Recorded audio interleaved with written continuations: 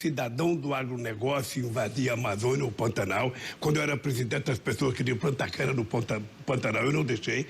Por quê? Porque nós temos 30 milhões de terra degradada, de pátio degradado, que você pode utilizar para plantar o que você quiser, sem precisar derrubar uma árvore e fazer uma agricultura de baixo carbono, que é o que o Brasil precisa. Nesse momento que nós conversamos, candidato Lula, 3 mil árvores foram derrubadas na Amazônia. Essa é a média. Nós temos que cuidar do meio ambiente, nós vamos cuidar do agronegócio e nós vamos cuidar da agricultura familiar. Mas nós vamos cuidar também de quem mora no norte. Lá eles podem explorar, porque é a pecuária intensiva, é o cacau, é o açaí, é o extrativismo ali da pesca para sustento da sua família. Então é isso, não é a meio ambiente ou desenvolvimento. É possível e nós vamos garantir aos homens que moram no norte, aos homens que ali precisam do seu sustento, inclusive com a agricultura familiar, todas as condições. Mas seremos intolerantes, intransigentes e puniremos com rigor todo e qualquer invasor de área pública, grilheiro e minerador. E, por fim, nós vamos fazer um revogaço nos decretos que são retrocessos do atual presidente da República. Candidatos, muito obrigado. Durante a réplica da candidata Simone Tebet, o candidato Bolsonaro pediu direito de resposta e ele foi negado, candidato. Eu queria lembrar que o direito de resposta se refere àquelas ofensas à honra pessoal de um candidato e é assim que a gente analisa antes de conceder ou não. Eu vou dar sequência ao nosso debate. Agora quem vai fazer a pergunta é o candidato Ciro Gomes e ele vai fazer a pergunta à candidata Soraya Tronic. Eu peço aos dois que se apresentem ali ao púlpito e eu vou aqui sortear o tema. Emprego, candidatos.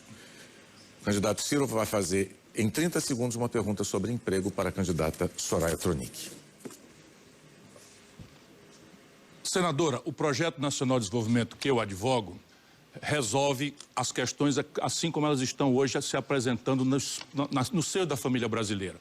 Renegociar dívidas dos 66 milhões de pessoas, refinanciando com desconto, e estabelecer um programa de renda mínima de cidadania de R$1.000 em média por domicílio e eu tenho todos os recursos já bem mapeados. Porém, a grande política é o emprego. Minha proposta é 5 milhões de empregos em 2 anos. Candidato. Sim. Uma belíssima oportunidade para a gente realmente trazer propostas, que é o que eu vim. Não vim brincar aqui, não. Eu vim falar de Brasil, trazer os problemas, um diagnóstico e trazer soluções. A nossa proposta do Imposto Único Federal tem o condão de ajudar na geração de empregos. E, na verdade, como o padre disse que é uma mentira, nós não vamos criar mais impostos. Na verdade, vamos substituir 11 tributos federais por um imposto só. Esses tributos, que hoje significam cerca de 25% na carga tributária sobre o consumo, passarão para a movimentação financeira. E dentro dessa substituição, nós iremos desonerar a folha de pagamento do empregador, que só da contribuição previdenciária significa cerca de 20%. E também desoneraremos os funcionários, que vai de 7,5% a 14%. Só aí nós já iremos permitir que o empregador se anime em contratar mais pessoas, é óbvio. Além disso, candidato, nós iremos fazer uma proposta de compensação de dívida ativa. Você, empregador que está na dívida ativa, o que você vai poder fazer? Ao invés do refis, ao invés daquelas ações judiciais, nós iremos propor que você faça uma compensação do que você já deve por geração de novos postos de trabalho. Com tudo isso, dentro desse pacote econômico que nós propomos, que é a principal questão para o Brasil, porque para cuidar das pessoas, para cuidar de você, nós precisamos cuidar das contas. Por isso, a mãe de todas as reformas é a reforma tributária, para quem nunca ninguém deu a atenção devida. Então, é dessa forma que nós vamos gerar empregos. Senadora Soraya, eu concordo completamente, por isso o Projeto Nacional de Desenvolvimento que eu advogo propõe uma profunda reforma fiscal que deixa líquidos 300 bilhões de reais por ano. Com 100 bilhões de reais eu quero abater impostos, especialmente sobre os mais pobres, e a classe média, e com 200 bilhões de reais retomar o desenvolvimento. Porém, isso tem tempo para conseguir. E qual é a minha proposta, então? É renegociar imediatamente a dívida das famílias, porque o consumo das famílias é o maior motor de atividade econômica. Renegociar, enfim, a dívida das empresas, 6 milhões de empresas estão no Serasa, 6 milhões na antessala de quebrar. E fazer um grande e massivo programa de emprego, retomando 14 mil obras paradas. E o recurso para isso está previsto no corte de 20% de todas as renúncias fiscais. Eu dei o exemplo aqui de salmão, mas são 350 bilhões de reais de impostos devidos que o governo dispensa. E se eu cortar 20% disso, com 70 bilhões de reais por ano, eu retomo as 14 mil obras paradas, empregando gente com dificuldade de qualificação. Tréplica, candidata. Pois é, dentro deste nosso projeto, nós também iremos isentar quem ganha até 5 salários mínimos do imposto de renda. Então, isentando, tirando das suas costas o INSS, o imposto de renda, para você que ganha até 6 mil reais, vou dizer para você, vai sobrar mais um salário ao longo do ano, como se fosse um 14º salário. E isso é possível fazer, é uma reforma tributária muito simples, digital, moderna e que é insonegável. Aquele pessoal que adora comprar tudo no dinheiro vivo vai ter problema sim, mas o resto do povo brasileiro que trabalha sério, que trabalha duro e que é honesto acima de tudo, que não é sonegador, vai gostar, porque vai pagar apenas 1,26% de alíquota.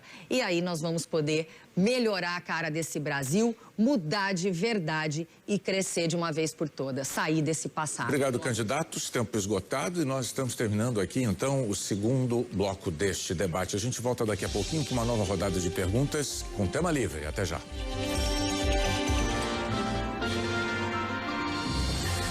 CBN Eleições 2022. Apresentação: Carlos Andreasa. Estamos de volta, meus amores. Melhorou um pouquinho, né? O nível do debate. O fato de ter temas pressiona para que se trate dos problemas verdadeiros do país. Enquanto a Raíssa Cerdeira se conecta, um resuminho aqui de como foi esse segundo bloco. Começou com Felipe Dávila perguntando para Lula. O tema era cotas raciais, mas Felipe Dávila ignorou completamente, como se não existisse o assunto, para falar de corrupção. Lula respondeu com a sua experiência, dizendo que tinha experiência, mostrando ou tentando mostrar para Felipe Dávila que governar não é uma coisa simples, que Felipe Dávila talvez não conhecesse o mundo real. Infelizmente não se falou de cotas raciais. Essa foi a primeira pergunta. A Raíssa Cerdeira já está conosco. Raíssa, eu resumi já a primeira pergunta do Felipe Dávila. Depois foi Simone Tebet para Bolsonaro. Tema mudanças climáticas, né, Raíssa? É isso, Andreasa, eu estava ouvindo você falar, foi exatamente isso. O Felipe Dávila, ele fugiu do tema nessa pergunta sobre cotas raciais e insistiu aí em questionamentos sobre corrupção em gestões petistas. Logo em seguida, então, foi a vez de Simone Tebet perguntar para o presidente Jair Bolsonaro sobre mudanças climáticas, ela dizendo então que o governo protegeu invasores de terras públicas e também madeireiros e o que o presidente faria se fosse então reeleito. Bolsonaro negou essa afirmação, disse que 2/3 da floresta preservada estão da mesma forma que estavam quando Pedro Álvares Cabral chegou ao Brasil, acusou aí Simone Tebet de não ter noção do tamanho da Amazônia, disse que era do tamanho da Europa e que não tem como cuidar de tudo, né? Seria então muito grande. Disse também que não se tem notícias de incêndios, disse que seria uma coisa pontual. Na réplica, Simone Tebet disse que Bolsonaro mente tanto que acredita no que diz, disse inclusive que o desmatamento atrapalha a comida chegar na mesa dos brasileiros, porque quando não chove é mais difícil do agronegócio produzir e assim então a comida fica mais cara. Na tréplica, Bolsonaro disse que garante a segurança alimentar para brasileiros e mais de milhões de pessoas e relembrou o episódio quando ele foi à Rússia negociar fertilizantes para o agronegócio. Logo em seguida foi a vez de Padre Kelmon perguntar para o candidato Ciro, do PDT, era uma pergunta sobre educação. Padre Kelmon disse que as universidades públicas viraram fábricas de militantes a serviço do PT, que incitam, então, a militância contra o cristianismo. Disse, então, um lugar para formar soldadinhos que vão defender ideologias que estão matando pessoas pela América Latina. Ciro, então, decidiu usar o exemplo da Universidade do Ceará na resposta, mas depois acabou se enrolando ali ao tentar comparar a população universitária na Colômbia e no Brasil. Depois disso, teve mais um embate entre Soraya Tronic e Padre Kelmon. Era uma pergunta em relação ao combate ao racismo. Ela perguntou, então, como garantir a igualdade para todos numa sociedade tão preconceituosa. Padre Kelmon disse dizendo que todos somos iguais, que é preciso olhar para o Evangelho e também para Jesus. Soraya Tronic, por sua vez, disse que o padre corre o risco de perder o cargo como cabo eleitoral, disse que não tinha mandado ele ir para o inferno e sim tinha perguntado se ele tinha medo de ir para o inferno. Sobre o imposto único, ela disse que o padre não estudou e que parece o candidato dele, se referindo a Jair Bolsonaro, como um nem estuda e nem trabalha. Logo em seguida, ela disse também que o padre é um padre de festa junina. Esse foi um momento também que arrancou muitos risos aqui dos jornalistas, de todo mundo que está aqui acompanhando. Soraya Tronic bem afiada nesse debate. Logo em seguida, Bolsonaro foi questionado, perguntou para Felipe Dávila em relação à relação com o Congresso. Felipe Dávila fez menção ao orçamento secreto, dizendo que no início Bolsonaro vetou, mas que depois aprovou e que isso então virou uma moeda de troca. Bolsonaro tentou sair pela tangente, disse que não tem R$1 nesse orçamento secreto e que ele é todo administrado pelo presidente da Câmara. O padre Kelmon teve direito de resposta por causa das acusações de Soraya Tronic e disse que é preciso valorizar e respeitar as pessoas que estão lutando para construir esse país. Disse também que o povo brasileiro conhece o sacerdócio. No final do segundo bloco é que vieram aí os momentos mais construtivos, né, com mais proposições. Lula e Simone Tebet falaram sobre meio ambiente. Lula disse que vai fazer o garimpo ilegal, a gente segue acompanhando. Isso, nós estamos voltando aqui para o terceiro bloco, seja o que Deus quiser, porque é tema livre. Vamos lá. Quiser fazer. Na ordem que foi determinada por um sorteio, quem abre essa rodada agora é o candidato Jair Bolsonaro, a quem eu peço, por favor, que se dirija ao púlpito. Candidato, o senhor precisa dizer apenas a quem o senhor vai dirigir a sua pergunta. Ao candidato Ávila. Candidato Ávila, por favor. Candidato Dávila, né? Perdão. Pergunta em 30 segundos, por favor. Candidato. Ávila, completamos 3 meses de inflação negativa. O PIB está para cima, a gasolina foi lá para baixo, o etanol também. Temos realmente criando emprego no Brasil. A previsão é nós criarmos esse ano, o Brasil criar 3 milhões de novos empregos. Qual a sua preocupação se o governo cair na mão da esquerda? Aconteceria o mesmo que está acontecendo em outros países da América do Sul, onde o caos tem se feito presente? Bom, seria um desastre, né, Bolsonaro? A esquerda voltar ao poder, nós já sabemos. É mais Estado intervindo na economia, prejudicando o mercado, separando o Brasil das cadeias globais de valor. Ou seja, é tudo o que nós não queremos. Nós precisamos avançar com a agenda liberal. Nós precisamos abrir a economia do Brasil, porque nenhum país ficou rico fechando a sua economia. E é isso que os governos de esquerda gostam de fazer, reserva de mercado, fechar o mercado. Não, nós queremos o Brasil empreendedor, crescendo, exportando, participando da economia internacional.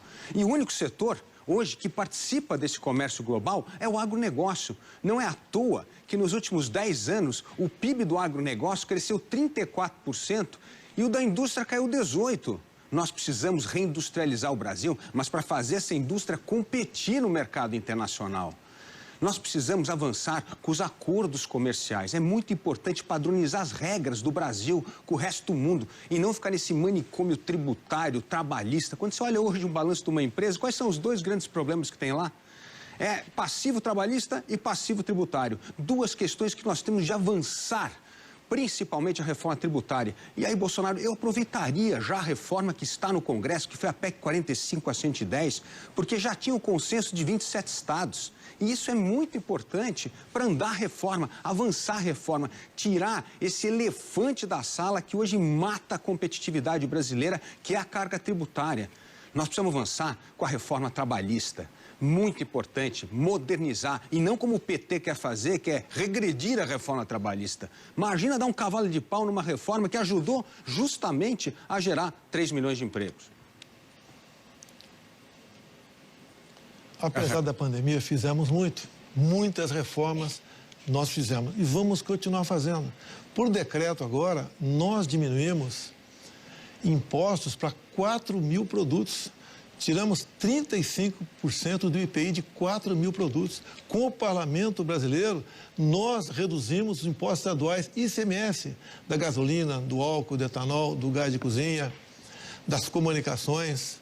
Nós fizemos tudo isso dentro da responsabilidade. Eu abri mão de impostos federais nos combustíveis também. E hoje temos uma das gasolinas mais baratas do mundo. Isso, obviamente, leva a inflação para baixo, traz comida mais barato para a mesa do cidadão. Então, você tem razão. É cada vez menos Estado para que você possa, através da liberdade, conseguir o sucesso na economia. Pode ter certeza. Voltando agora, depois das eleições, vamos aprovar a reforma fiscal no Congresso. É bom escutar isso, porque o Brasil precisa avançar. Realmente, aprovamos reformas importantes, como o novo marco do saneamento, o novo marco da startup, a lei de liberdade econômica. Mas nós precisamos avançar ainda mais, principalmente integrar o Brasil à economia internacional. É isso que vai gerar oportunidade. E uma outra coisa, Bolsonaro, muito importante, que vai gerar emprego para o brasileiro, é a pauta do meio ambiente. Nós temos que trazer esse investimento verde. O Brasil tem capacidade de sequestrar 50% do carbono do mundo. E isso é investimento na veia, emprego verde, nas energias renováveis, que é fundamental, no agro sustentável, para a gente poder fazer agora produtos de maior valor agregado no agro e vender cada vez mais. O Brasil precisa avançar com essa pauta modernizadora. E certamente a volta da esquerda vai ser um desastre para este avanço da pauta liberal. O Brasil vai continuar sendo um país com a economia mais fechada do mundo, com intervenção do Estado, atrapalhando a vida do brasileiro que empreende e trabalha. O que o brasileiro quer é só uma coisa: tira o Estado das costas do brasileiro que quer trabalhar, produzir e empreender. E é isso que nós vamos fazer: tirar o Estado das suas costas. Tempo esgotado. Os senhores podem retornar aos seus lugares. Quem vai pelo sorteio agora fazer a pergunta é o candidato Padre Kelman. Por favor. O senhor se dirige ao púlpito e diga a quem vai fazer a pergunta, Padre Kelman. Ao ex-presidente Lula. Candidato Lula, por favor. 30 segundos para a pergunta. Vários de seus comparsas foram presos e disseram que você era o chefe do maior esquema de roubo e de corrupção da história mundial. Renato Duque e Palocci são alguns exemplos. O seu próprio vice disse que você quer voltar à cena do crime para continuar roubando o povo brasileiro. Explique para o povo por que tanta gente próxima a você foi presa, te denunciou. Você era o chefe do esquema? Primeiro, eu acho que o candidato está um pouquinho desinformado ou só lê o que quer.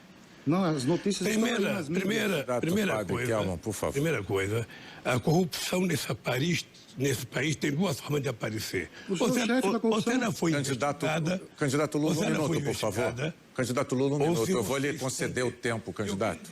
Só um minutinho, candidato Lula.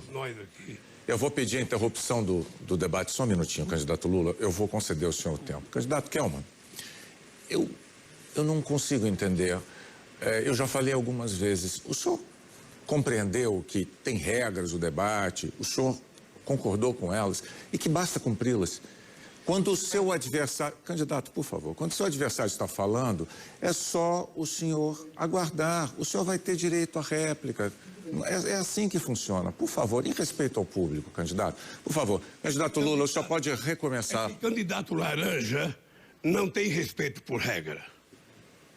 Candidato laranja faz o que quer. Deixa eu lhe dizer uma coisa. Eu tive 26 denúncias. mentirosas, com uma pessoa que depois foi ser ministra do atual governo. Eu tive uma quadrilha montada no Ministério Público que nós conseguimos provar a culpabilidade deles. Eu fui absolvido em 26 processos dentro do Brasil, eu fui absolvido pela Suprema Corte e fui absolvido em 2 processos da ONU. E ainda na quarta-feira fui absolvido outra vez por um processo pelo ministro Gilmar sobre um farsante da Secretaria da Receita que foi no Instituto Lula, com quem eu não tenho nada no seu nome, e disse que tinha tido um fato de 18 milhões de reais. Pois bem, ele foi hoje, eu fui absolvido e o fiscal que multava para achacar foi considerado culpado.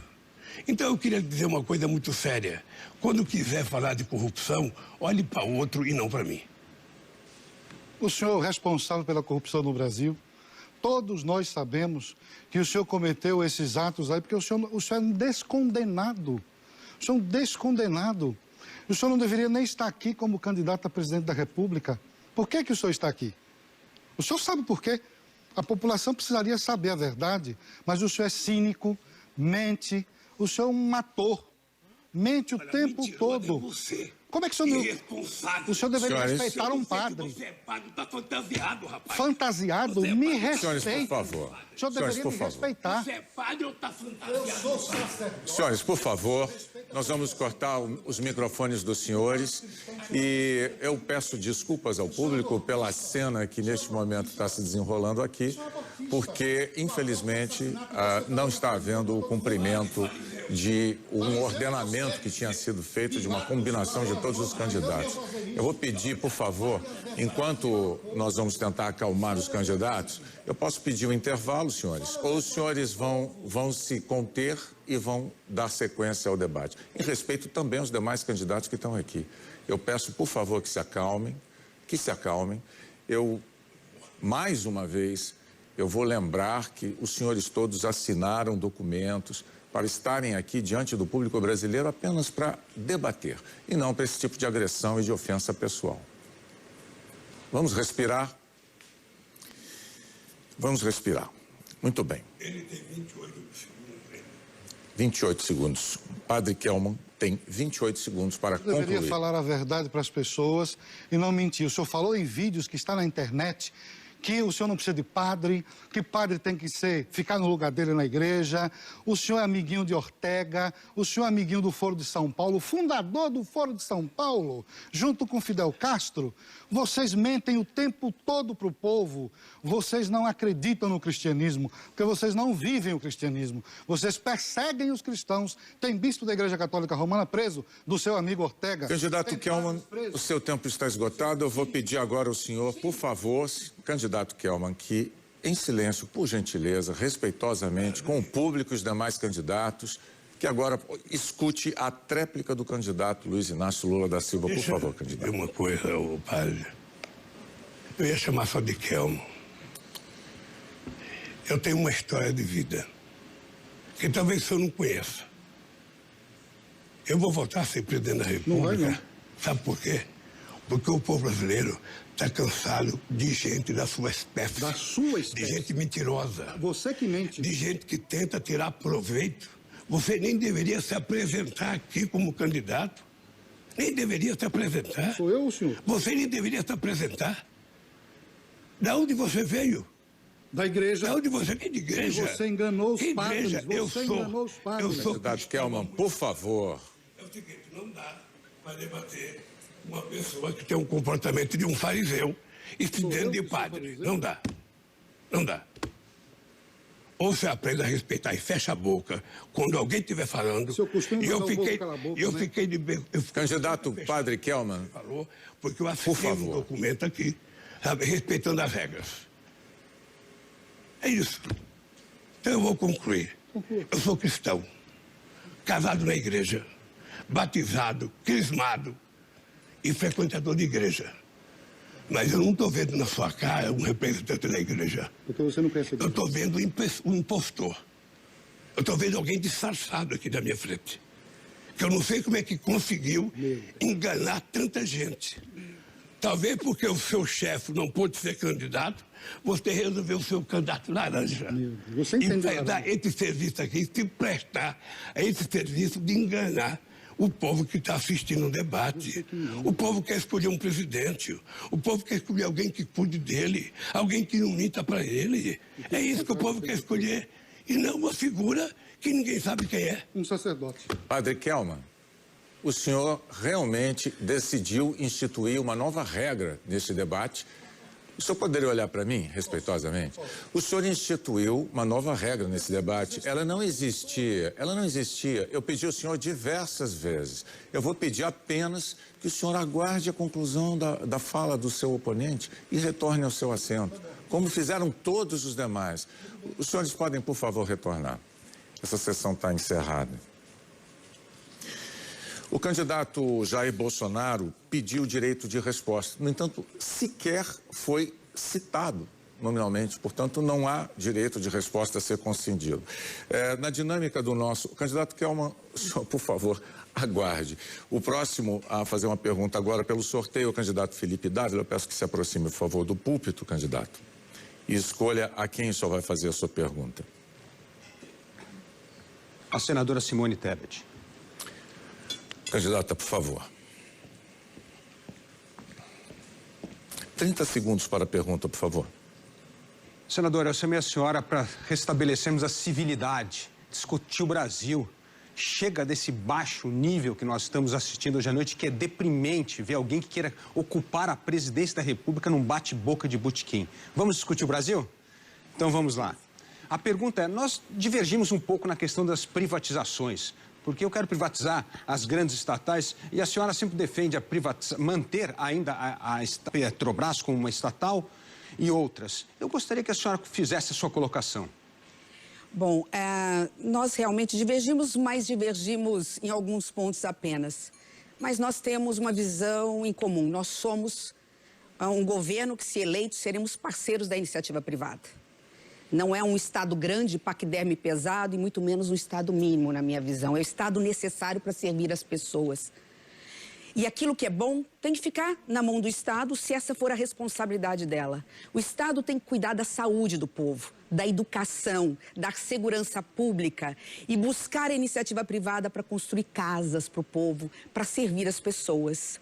Mas tem algumas estatais que são da essência do serviço público. E nós temos que aproveitá-las. Eu estou falando, por exemplo, dos bancos públicos. O que seria do agronegócio se não tivesse o fomento e o financiamento do Banco do Brasil? O Plano Safra ajuda a produzir mais barato. Isso faz com que a comida chegue mais barata na mesa do trabalhador brasileiro. A Caixa Econômica, ela, através de recursos, ela subsidia, ela banca com dinheiro público a construção de casas populares para quem ganha até um salário mínimo e meio. Aliás, casas essas que não existem mais com o atual governo, que cortou em mais de 90% a construção de casas populares para os mais pobres no Brasil.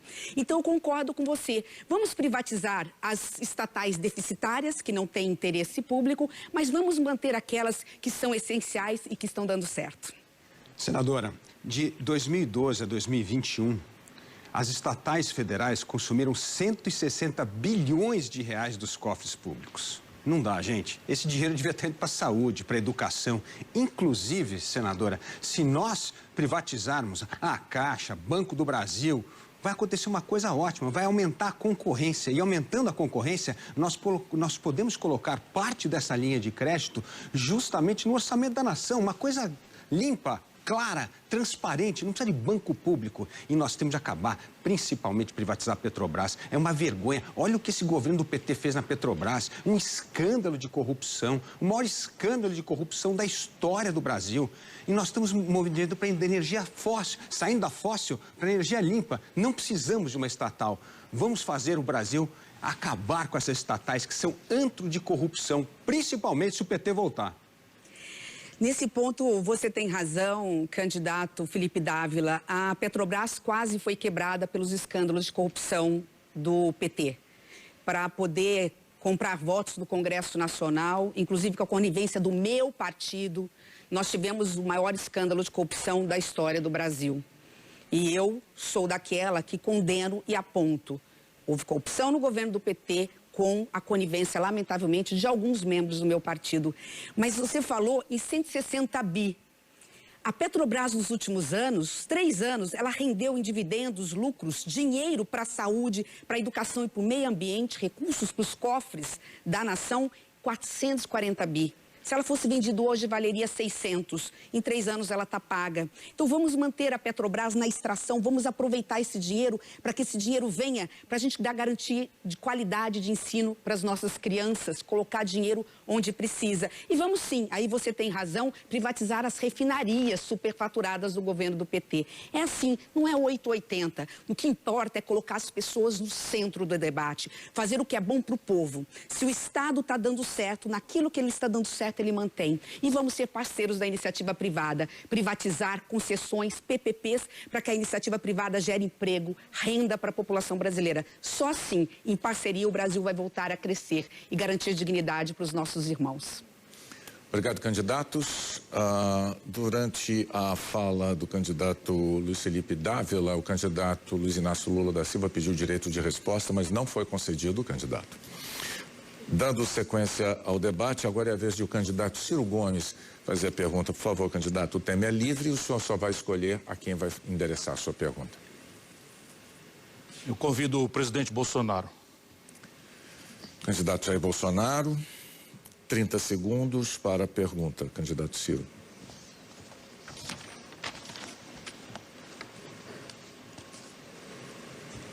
Pode partir? Pode. Presidente, o senhor recebeu do povo brasileiro uma oportunidade de ouro, que, a meu juízo, e o povo brasileiro me julgue se eu estiver errado, deveu-se ao encontro terrível da mais grave crise econômica da nossa história. O PIB caiu 7% pela única vez na história do Brasil, o desemprego foi lá para os 12% e a corrupção generalizada. E o senhor prometeu que ia moralizar. E o que o Brasil hoje vê é que o senhor não moralizou nada, está sob acusações pesadas, o senhor e seus familiares, iguais aos seus antecessores. Ciro, que mentira, Ciro. Corrupção generalizada onde, Ciro? Onde? Me aponte uma fonte de corrupção. Não tem. Você esqueceu, quando você fala que o PIB caiu. Mas no mundo todo caiu em média 9%. Falei no governo passado. Tudo bem, mas caiu no nosso por causa da pandemia. Peguei uma crise, sim. Combatemos. Hoje, o Brasil está sendo um exemplo para o mundo na recuperação econômica. Olha a geração de empregos. O que aconteceu, inclusive, geração de emprego de 2021 em plena pandemia. Olha o preço dos combustíveis, foi nas alturas no mundo todo, nós botamos lá para baixo, sem canetada, com o parlamento brasileiro. Estamos recuperando a economia. Não fale em corrupção familiar, Ciro. Onde é que tem corrupção na minha família, Ciro? Pelo amor de Deus, não minta. Eu jamais faria isso contigo, tá? Querer me acusar muitas vezes sobre imóveis de 32 anos atrás, pelo amor de Deus. Eu costumo servir a verdade sempre, até a hora em que alguém me prove que eu estou errado. Eu estou lhe dizendo é que o senhor teve uma oportunidade de ouro de responder à corrupção e à crise econômica e manteve rigorosamente o mesmo modelo econômico e rigorosamente as mesmas práticas corruptas. O senhor está me pedindo, não era meu gosto, mas vamos lá. O senhor vendeu a Landulfo Alves, que valia 3 bilhões de dólares, por apenas 1 bilhão e 600. Como é que explica que um gasoduto da TAG foi vendido por 36 bilhões de reais e agora paga para a empresa compradora um aluguel de 3 bilhões de reais por ano? O senhor vendeu a carteira de crédito do Banco do Brasil por 371 milhões de reais, quando ela valia 3 bilhões de reais. E esses são apenas alguns dos casos. Mas a mais grave institucionalização que eu já vi na história da humanidade, da corrupção como elemento central do modelo de poder, é o orçamento secreto. O senhor disse que não pode fazer, que é o parlamento, eu lhe ensino a fazer. Determine aos seus ministros que não empenhem, que eu farei isso no primeiro dia. E acaba a roubalheira, acabou ali mesmo. Não empenhe, crime de responsabilidade. Não é crime de responsabilidade, perdão. Candidato Ciro, por favor. Eu que errei, calma. A questão de venda de ativos de Petrobras, não tem nada a ver com isso. Passa pelo conselho, meu Deus do céu. Passa pelo conselho. E a diretoria decide. Permite uma parte? Não, candidato, não é possível fazer a parte. Não. Tá certo, Ciro. Então, a gente não é dono, a gente não vive numa ditadura. A gente não tem comando dessas coisas, como você disse que tem. Você pode ver, se tivesse qualquer coisa de errado, teria sido denúncia, com toda certeza. Outros que queriam comprar pagando mais caro, teriam recorrido, entraram com ação na justiça. Nada disso aconteceu. Um governo limpo, sem corrupção, que as estatais estão dando lucro no Brasil. Volta ao orçamento secreto. Ciro, foi criado pelo parlamento. A última palavra sempre é do parlamento. Quando eu veto alguma coisa, o parlamento derruba o veto, passou a ser lei. A última palavra é deles. Vá no parlamento e mude isso. Não tem como mudar, a não ser que o parlamento queira mudar isso aí. Eu não tenho qualquer ascendência sobre esse tal orçamento secreto. Zero. Zero, Ciro. É verdade, Ciro. Não, por favor. É zero, Ciro. Eles lá mandam para o respectivo ministério mandar dinheiro para estados e municípios e ponto final. Essa é a verdade do que acontece com esse orçamento. Um governo limpo, Ciro, sem corrupção, orgulho nacional. As estatais, há pouco tempo, davam lucros irrisórios no prejuízo, agora dão lucro. Olha como é que estão os Correios distribuindo dividendo para os seus funcionários. E não aquela roubalheira lá atrás, quando começou no PT, quando começou ali o mensalão lá atrás. É um governo limpo, Ciro. Não ataque dessa maneira que você deslustra a sua presença nesse programa. Encerrado, candidatos. Então, vamos dar prosseguimento ao nosso debate. O próximo candidato a fazer perguntas é o candidato Luiz Inácio Lula da Silva. Por favor, candidato. O senhor pode perguntar a Ciro Gomes, a Padre Kelman ou Soraya Tronic. Ao Ciro. Candidato Ciro Gomes, por favor. Ô Ciro, a questão da cultura. Nós sabemos que a cultura vive um problema de desmonte nesse país. E que o Congresso aprovou a lei Aldir Blanc, houve um veto, depois liberou a parte do recurso, mas a cultura efetivamente ela foi desmontada por conta da pandemia. Qual é a tua proposta para a política de cultura nesse país? Presidente Lula, eu considero que a cultura tem muito mais grave importância do que o mero mecenato e o estímulo que se deve fazer às expressões artísticas do nosso povo. A cultura é que afirma a identidade de um país, de uma nação. Portanto, nós precisamos recuperar a ideia da dinâmica política. Minha proposta é recriar o Ministério da Cultura, restabilizar todas as instituições tipo Funarte, todas as outras que estão completamente, e rever as leis de fomento. A Lei Rouanet cumpre um papel muito grande, mas já desde o seu governo, ela tem dois defeitos. E não é culpa sua, não estou querendo apenas constatar os problemas para propor soluções. É que praticamente se concentram todos os recursos, sobra quase nada, em São Paulo e no Rio de Janeiro. Compreensível. É aqui em São Paulo e no Rio que se produz a estética de retorno comercial mais relevante, e esse é o segundo defeito. Eu quero adaptar as leis de fomento para que haja uma cota para o estímulo às expressões de cultura popular. Sabe o que está acontecendo na periferia do Brasil? Não sei se quanto tempo faz que você não anda por lá, mas é uma coisa explosiva de criatividade no hip hop, no rap, no desenho, enfim. E é essa a minha proposta, em resumo, para a cultura.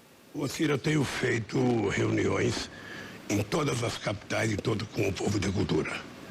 Com todo mundo, com o povo periférico, com os artistas famosos, ou seja, para discutir como a gente vai transformar a cultura brasileira numa coisa que tenha muita rentabilidade e geradora de emprego. As pessoas não têm noção do quanto um show custa de investimento para gerar empregos.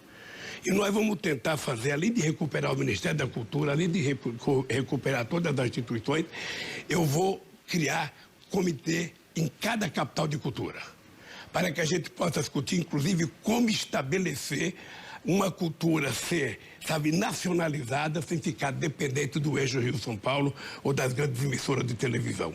Nós vamos ter que trabalhar muito, trabalhar inclusive com o Congresso Nacional.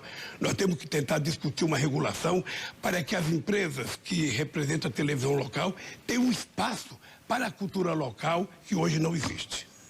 Essa é uma bela cópia de um elemento antigo do meu Projeto Nacional de Desenvolvimento, que é, ao invés de regulação da mídia, que de vez em quando você frequenta aí essa ideia autoritária que não presta para ninguém, o que nós precisamos fazer é exatamente o que eu tenho proposto desde o seu governo e que ninguém quis fazer, para não enfrentar os grandes e poderosos, estamos aqui, né? No grandes e poderosos conglomerados de mídia do Brasil. A ideia é simples. A ideia é que você vá gradualmente eliminando a ideia de que é um horário nacional o dia todo. Rede nacional. Então, abre 2 horas em horários intermediários, para ir gerando uma produção local, uma identidade local, para que nos preservemos na diversidade extraordinária que a cultura brasileira tem. Mas deixa eu repor, porque no Brasil essa coisa do fomento às expressões artísticas tem esses dois defeitos e a gente precisa consertar. E muitos poderosos amigos seus, que estão sempre muito à disposição de passar pano para qualquer contradição sua, seja moral, seja política, seja econômica, eu sei bastante bem por que razão fazem isso. E a razão básica é isso, é uma hiperconcentração de todos os dinheiros na mão de meia dúzia de grandes produtores culturais de São Paulo e do Rio. Não vou decompor nada disso, porque eu compreendo a importância da estética de valor comercial. Mas banco ficar tendo cinema, para o banco tirar o dinheiro que devia pagar do imposto de renda e fomentar uma publicidade para ele e compatibilizar isso como se fosse fomenta a cultura, é mais uma dessas grandes fraudes, como é, por exemplo, o FIES. Você se gaba do FIES, mas o FIES é o seguinte, bilhões de reais foram entregues a meia dúzia de conglomerados de faculdades, por regra, sem nenhuma qualidade, nenhum controle, ficaram bilionários, os donos dessa, o Valfrido Marisguia é o seu melhor amigo hoje, eu que lhe apresentei, e aí a garotada toda endividada, começando a vida com débito no FIES. Candidatos, obrigado. Os senhores podem retornar aos seus assentos. A próxima candidata a fazer pergunta é a candidata Soraya Tronic. Candidata, a sua pergunta tem que ser obrigatoriamente ao padre Kelman. Por favor, os dois podem se aproximar. O tema é livre. 30 segundos para a pergunta, por favor. Considerando que assim quis o destino, eu vou aproveitar, mandar um abraço para o padre Antônio Nacoldi, que foi padre da Igreja Sírio-Ortodoxa de Campo Grande, Mato Grosso do Sul, que me casou. O casamento deu certo, padre Antônio. Um beijo enorme para o senhor. O senhor, sim, padre da segunda igreja sírio-ortodoxa mais antiga desse país. Um grande abraço, meu carinho, meu amor, por tudo que o senhor fez. Bom, enfim, vamos discutir o Brasil. E eu quero saber quais são as suas propostas para... Seu tempo acabou. Educação de base. A educação de base é quando a gente aprende a cuidar das nossas crianças, fazendo com que as nossas crianças aprendam o que tem que se aprender numa escola.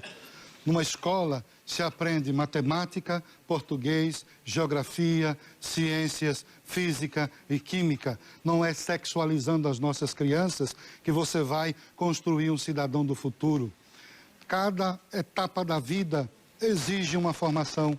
E é isso que vocês não estão entendendo, estão querendo destruir as nossas crianças com essas práticas que vão tornar amanhã cidadãos de uma vida deturpada. Então, eu queria também dizer, parabéns por a senhora, pelo menos, valorizar alguns padres, né? Está reconhecendo os sacerdotes e os valores que ele tem. Eu conheço o padre que ele casou. Tá? Conheço muito bem, ele sabe quem eu sou. Agora a senhora precisava conhecer mais a mim e me respeitar, porque o país é uma nação cristã de 84% de uma população cristã entre católicos romanos, católicos evangélicos, católicos romanos, católicos ortodoxos e evangélicos. E vocês precisam conhecer mais. Estão precisando de catequese. Vocês todos aqui, inclusive alguns jornalistas, precisam de catequese para saber como é que realmente funciona a igreja e os ramos e as jurisdições que nelas existem e não sair acusando de falso padre ou acusando de estar travestido de padre, né? Vão aprender antes de vocês julgarem e condenarem uma pessoa. É isso que eu gostaria que a senhora fizesse. E respeite os cristãos, porque os cristãos desse país sabem o valor de um padre. Se vocês aqui tratam um padre desse jeito, imagine o que é que vocês não fazem com o povo. Tudo, então, aqui é um teatro, uma grande mentira. Porque se vocês são capazes de fazer isso com um sacerdote, o que é que vocês não vão fazer com Dona Maria, seu José, a senhora que está em casa? Eu, que estou a serviço da igreja, sou obrigado a ouvir isso aqui, essa falta de respeito? Quantos foram os sacerdotes que ergueram, que ajudaram a construir a história do Brasil? A senhora sabe que São Paulo foi erguida por Padre José de Anchieta? A senhora sabe que foi Padre José de Anchieta que deu a vida para ali no pátio do colégio fundar uma escolinha e catequizar os primeiros índios que depois fez surgir a grande cidade de São Paulo? A senhora sabe que foram os padres que subiram ali, lá de São Vicente, dando sangue, a sua vida para ajudar ao povo? Foram os padres que construíram as primeiras escolas no Brasil? Foram os padres e freiras que construíram as primeiras santas casas? E vocês desrespeitam, vocês não valorizam isso? Por que será? Por que será? Falta conhecimento e falta amor. Falta amor. Nós precisamos amar. Nós precisamos seguir a Jesus de Nazaré. Todo mundo aqui se diz cristão, mas está vivendo de fato o Evangelho? Ou está fingindo e tirando proveito do Evangelho para o seu Tempo, candidato. interesse? Muito obrigado. Agora é a réplica da candidata Soraya. Temos que perdoar, né? Eu perdoo o padre. Eu perdoo o padre. Bom, mas é imperdoável o que fazem com a educação no nosso país. E nós vamos começar a nossa grande reforma, a revolução na educação do nosso país, valorizando, honrando os professores. Vocês, professores de todo o Brasil, de norte a sul, de leste a oeste, poderão realmente ficar felizes, porque pela primeira vez serão valorizados, porque antes de 64... vocês eram isentos de imposto de renda. Voltarão a ser isentos de imposto de renda no nosso governo. E é por aí que a gente começa a nossa educação. Antes da pandemia, eram 90 mil crianças fora da escola, hoje 240 mil. Como fazer? Primeiro, trazendo a iniciativa privada, agregando as escolas particulares conosco para que elas supram de forma muito eficiente e rápida esse déficit. Tempo esgotado. A senhora pode permanecer, porque a senhora vai responder a pergunta da candidata Simone Tebet. O candidato pode retornar ao assento dele.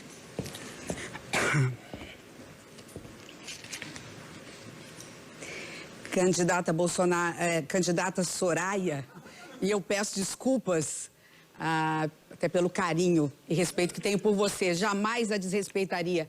Eu quero dizer que você fez hoje a pergunta mais importante da noite para mim. Você sabe que eu sou mãe e professora. Eu fiz um juramento para mim que nenhuma criança, se eu for eleita presidente, todos os filhos dos pobres terão a mesma qualidade de ensino do que os meus filhos.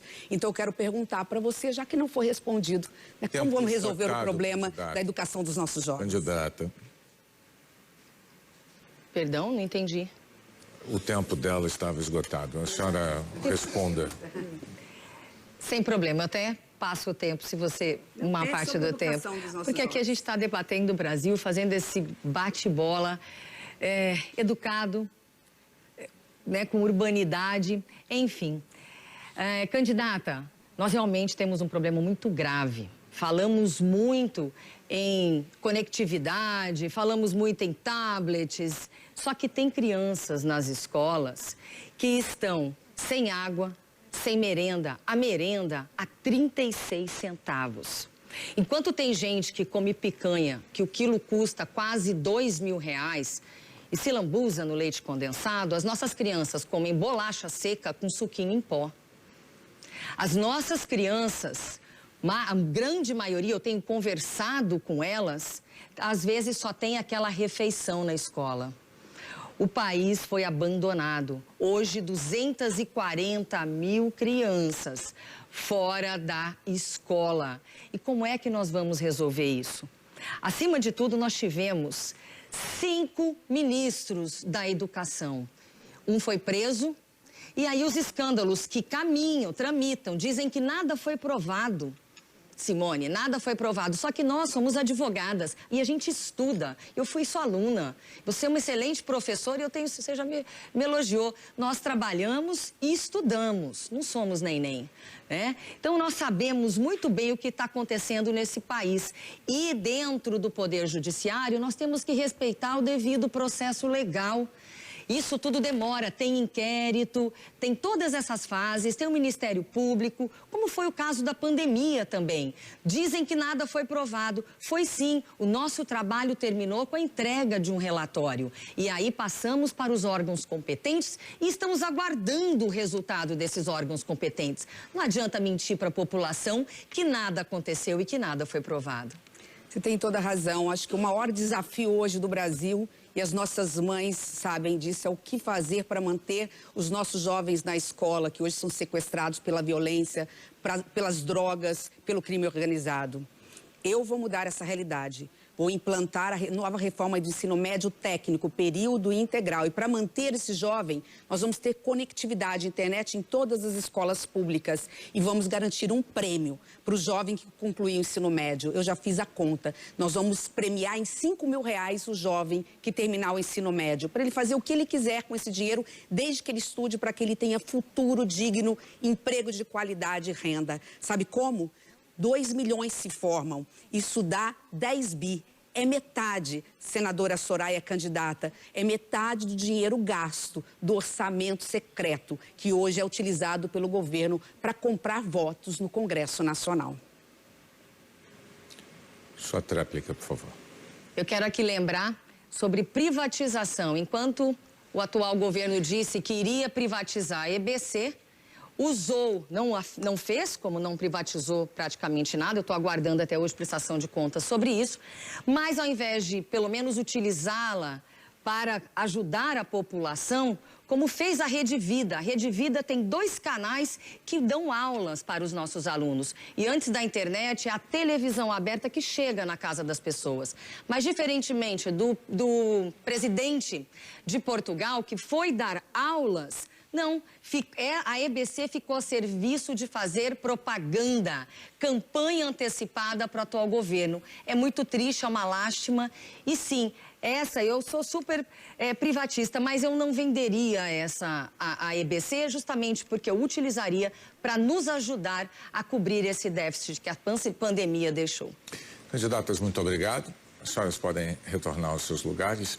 Antes de encerrar esse bloco, nós vamos conceder direito de resposta ao candidato Jair Bolsonaro, que pediu em referência a uma fala da candidata Simone Tebet. Por favor, candidato, o senhor pode se aproximar do púlpito? O senhor tem direito a 1 minuto.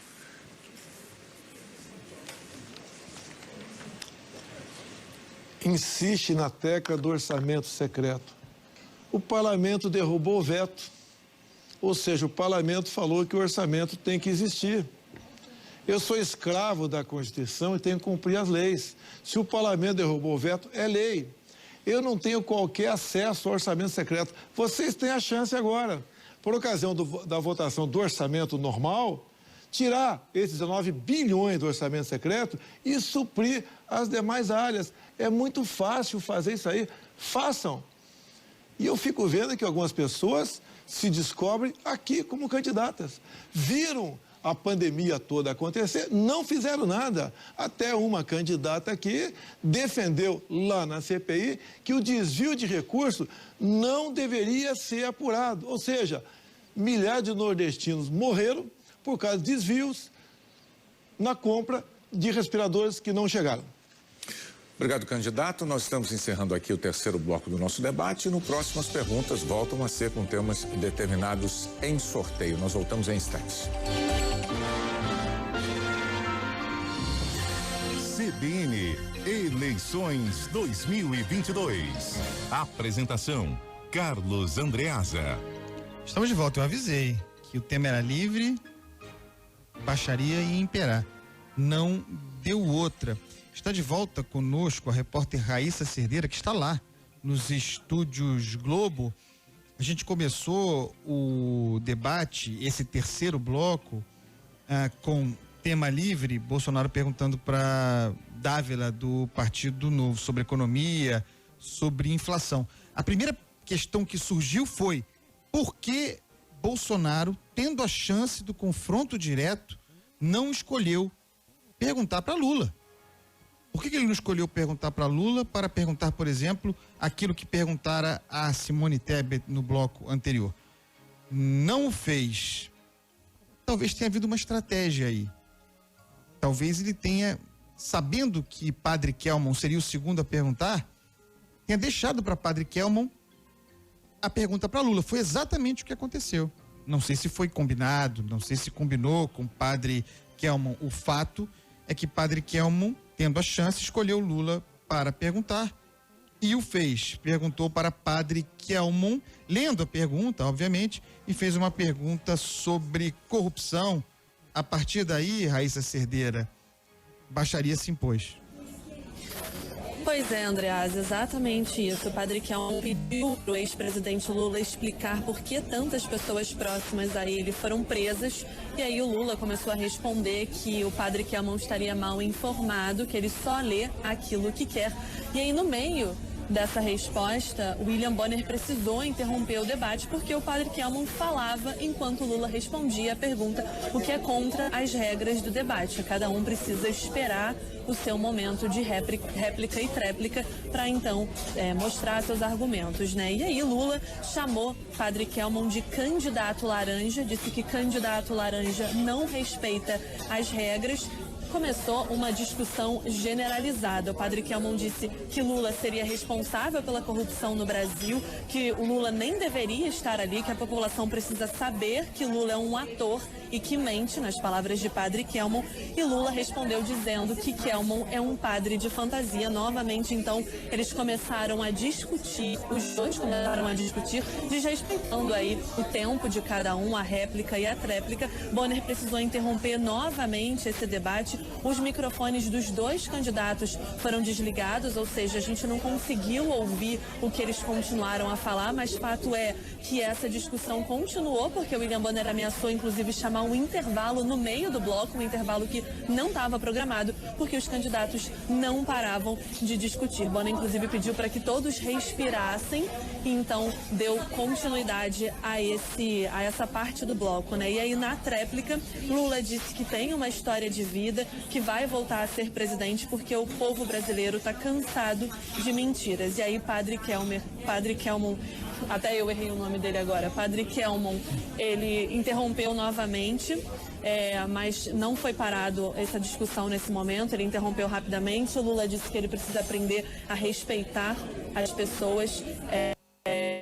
O Lula disse que não vê no padre a figura da igreja. Quando acabou essa discussão entre os dois, William Bonner disse que Bolsonaro pediu direito de resposta, mas que ele não tinha sequer sido citado, por isso então foi negado. Esse foi o principal momento, né, Andreasa, desse terceiro bloco.